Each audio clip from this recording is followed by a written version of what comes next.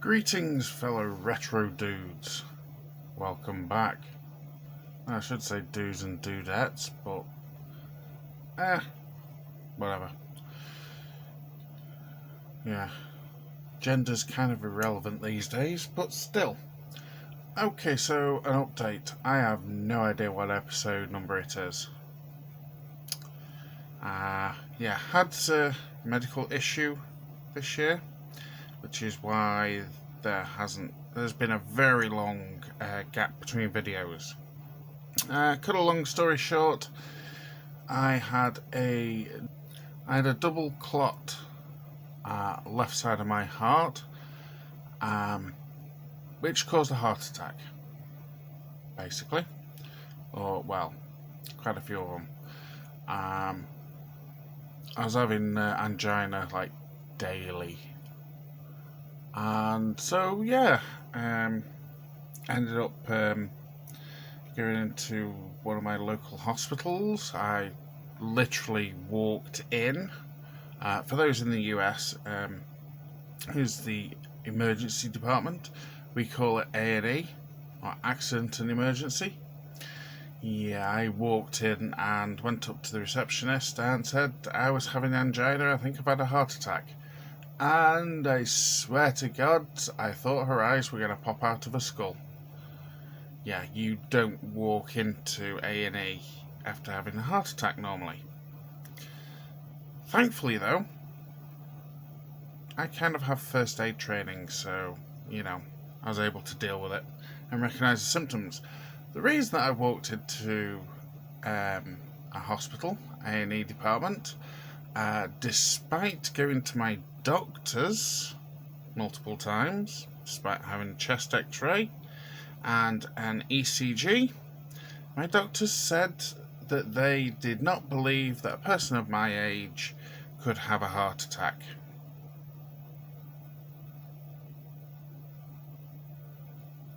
Yeah, I'll leave that one with you guys.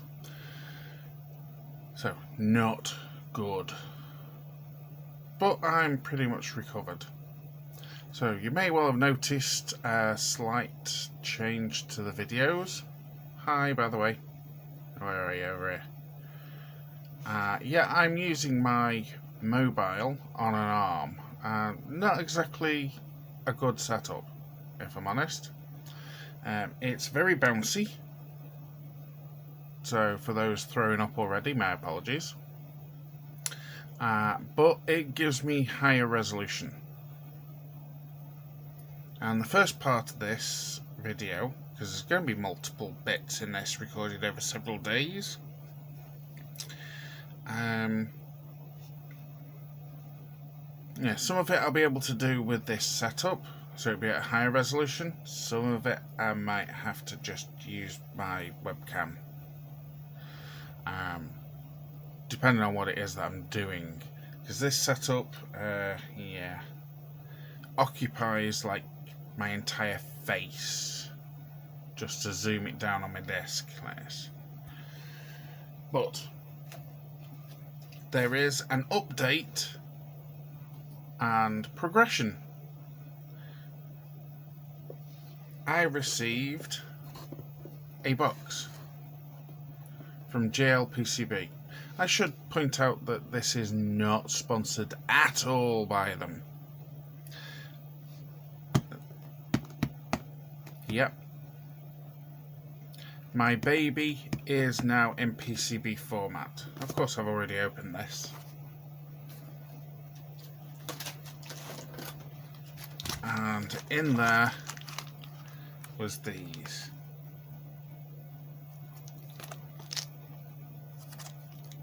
That's how they come. Quite nice. And you know what, I've just realised. Yeah, my information's not on there. That's okay then.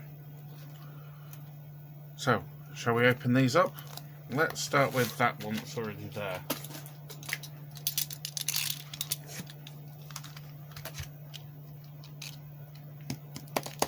These look impressively sealed.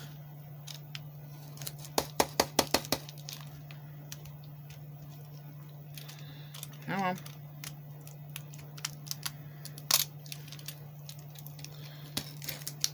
trying to be quick, honest. There we go.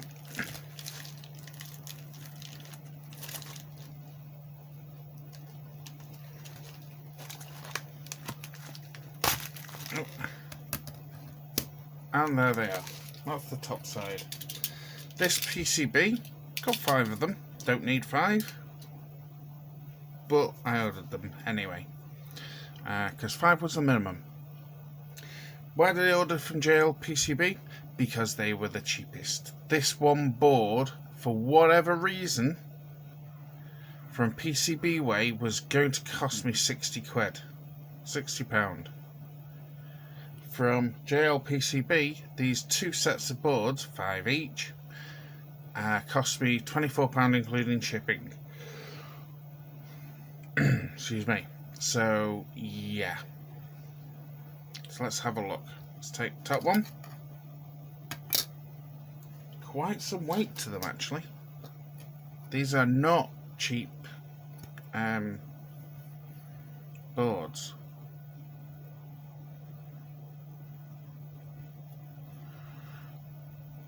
Nice silk screen on them. And you can see, well, it should be quite common. So if I grab my tweezers,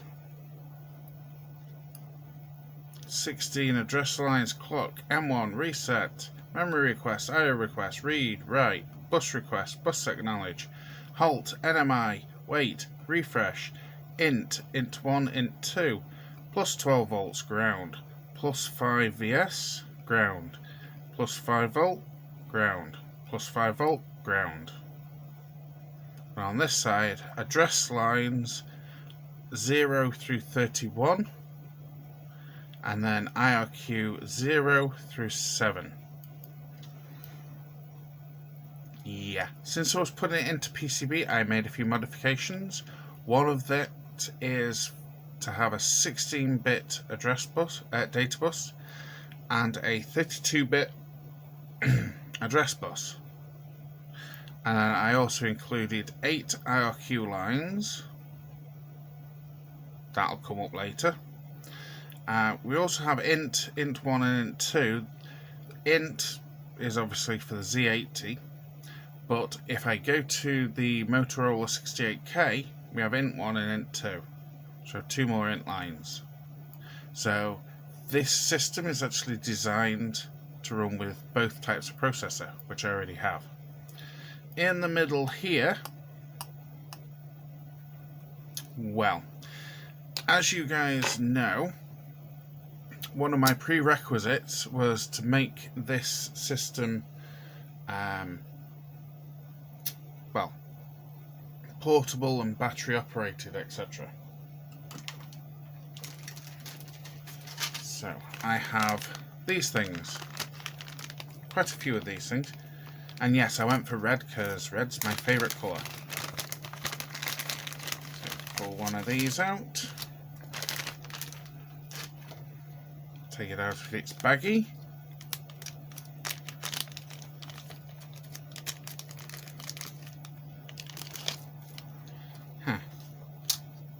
Well, still got its... nope, can't break that off. I'll need a...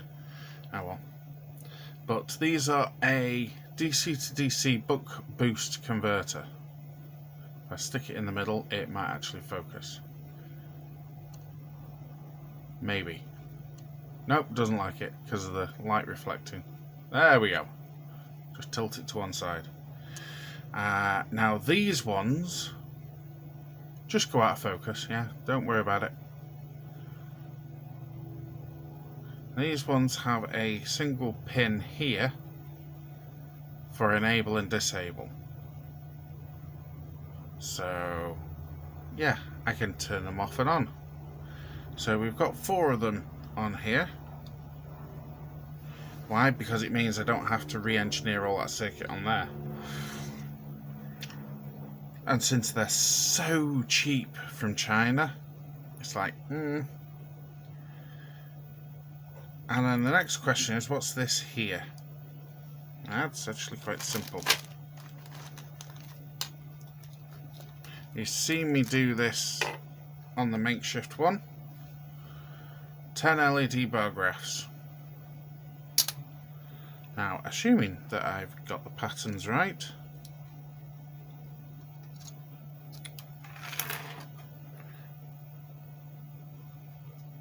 it's going to be embarrassing if I've got it wrong on camera. Oh, these pins are bent. That's not helpful. Thankfully, I have a pair of tweezers. One moment, please. Right, that's not brilliant, but now there is a special way around that these go. For example, the data bus and the address bus are pulled low, and they're pulled low by these, which is basically SIP resistor packs. The control bus down here is pulled high by the resistor packs, so these LEDs have to go in a certain way around, and they'll only light up if there's current actually flowing.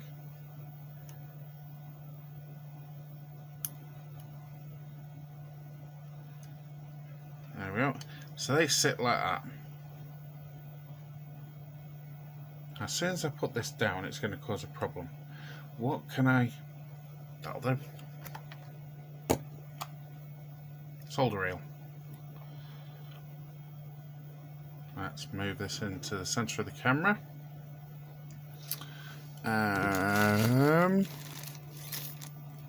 Do I have any on my desk? Nope. Hang on, wait. Move them over here. So, oops, I'll just throw one on the floor. So the bus itself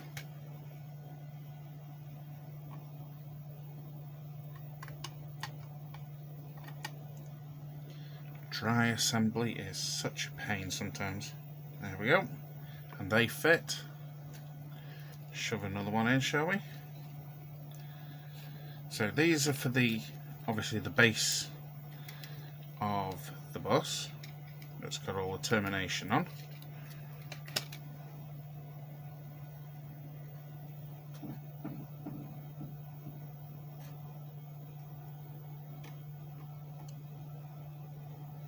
There we go.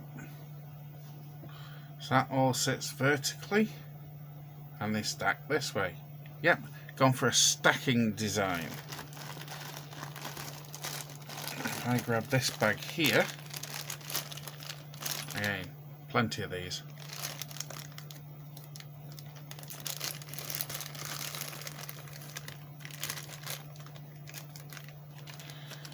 So we've got the male and females basically. So there's the female, and the pins are long enough to go through, and the next board just plugs in vertically. Well, not vertically that way, they're still horizontal, but that way vertically, which I can actually sort of show. If I remove this for one moment and I get rid of the solder, just to one side, we have these.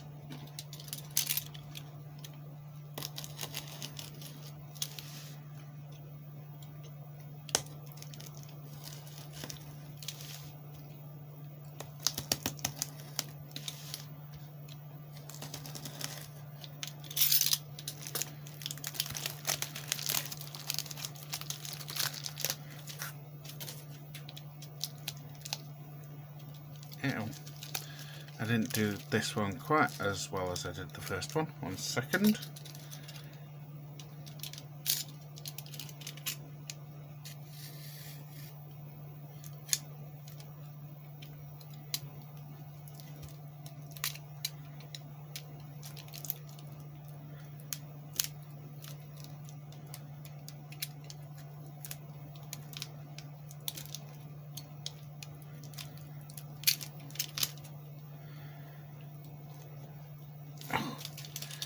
They certainly package these things well.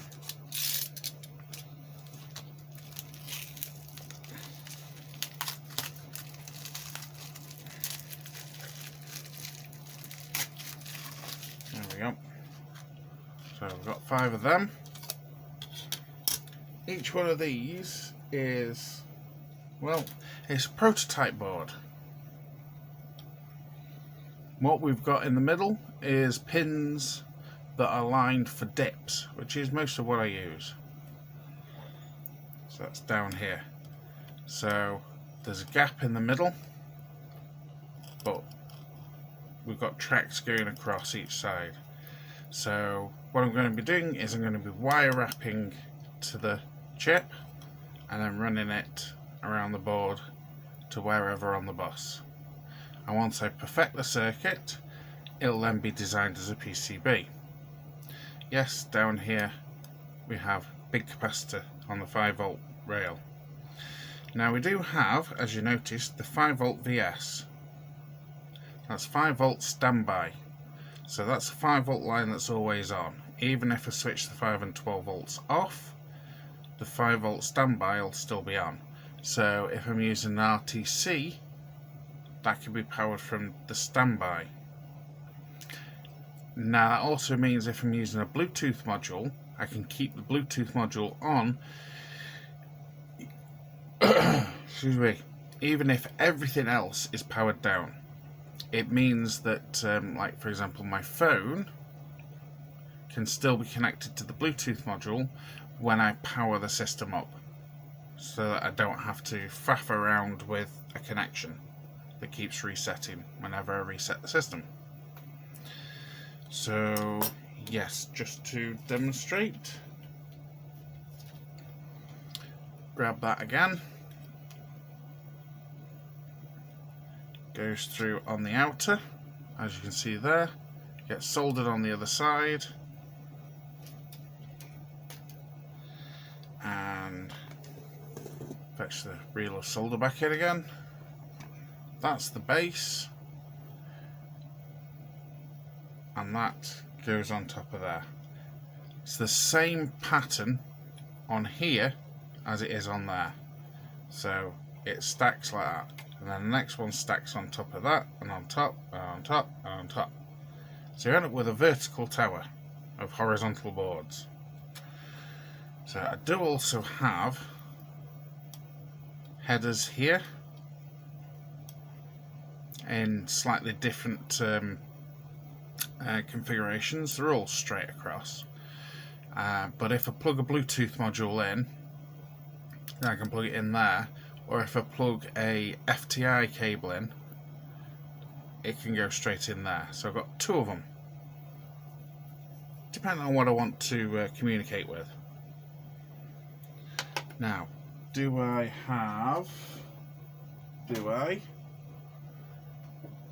Probably not. Let me pull that out a second. So mounting holes line up as well, of course, because they're in the same pattern. Why do I not? You know what? Actually, ground myself. There we go. Oh, let me wipe that off. It's got a bit of dust on.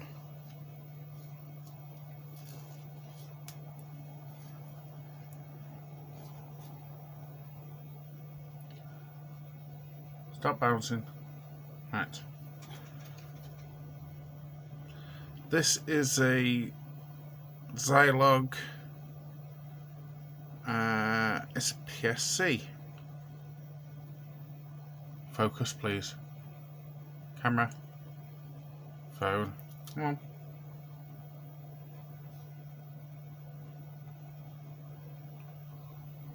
Why are you no focus?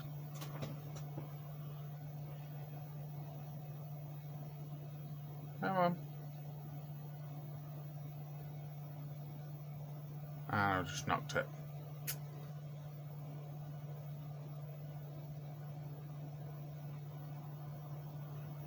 That's close enough. So, that's the same physical pinout as a Z80. So what we do on these boards is to drop it in.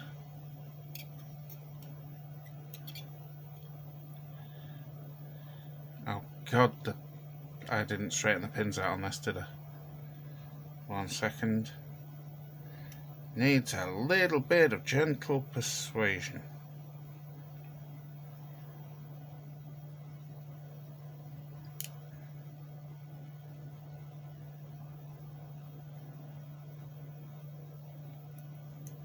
Nope, this one's not going to go in. Doesn't want to. The processor says no. Oh god, do I have a 40 pin dip anywhere?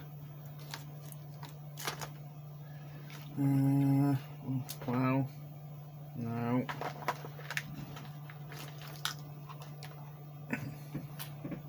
I've got in here. I got a humongous 68K.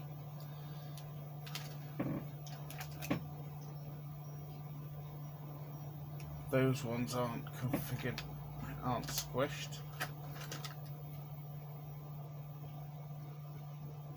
They aren't squished. Oh wait, do I have a ZIF?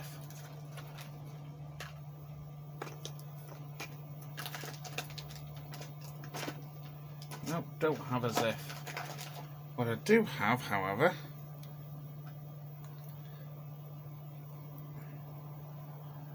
not that I can get these things apart.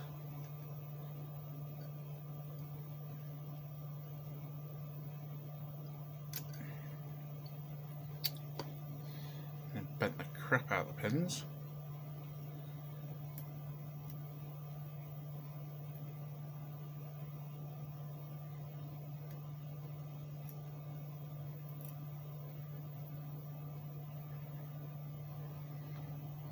I do have a 40 pin dip socket. And there is nothing I can see on my camera to make it focus. Darn it. But I can do this for demonstration purposes.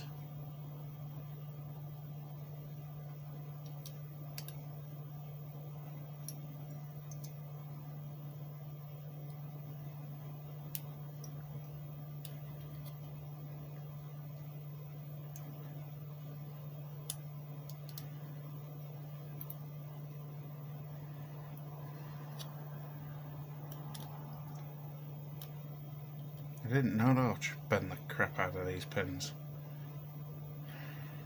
Oh well.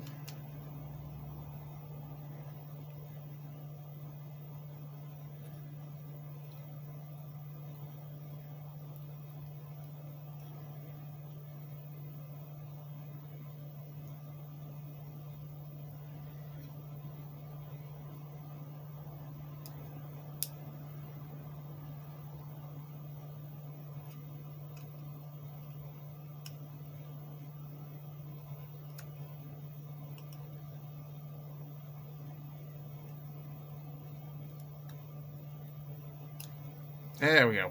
Finally.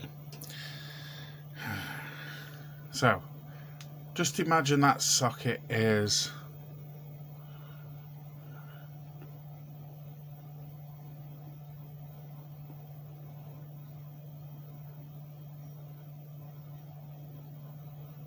Are you going to focus now? Focus for me, please. Pretty please.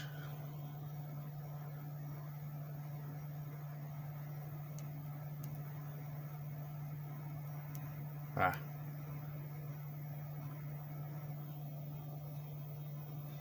Just imagine that socket is a dip pin. Obviously everything's going to be on sockets anyway. Some things I've got ZIFs for, some things I haven't. So, down each side here you can see an extra row of pads for pins. So put the usual through holes through there and wire wrap it. So I've got plenty of space below it for extra, should I need it. And these are just prototyping boards. So I'll make sure I've got the circuit right when I attach stuff. And then I can make a dedicated board and have it sent.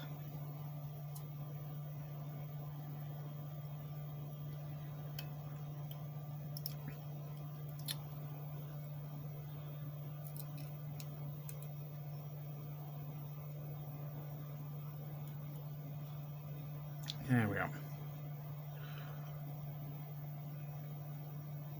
So you get the idea. So in the rest of this video, I will be making these boards up, and hopefully, provided the video doesn't go on too long, I'll be able to give you a quick test.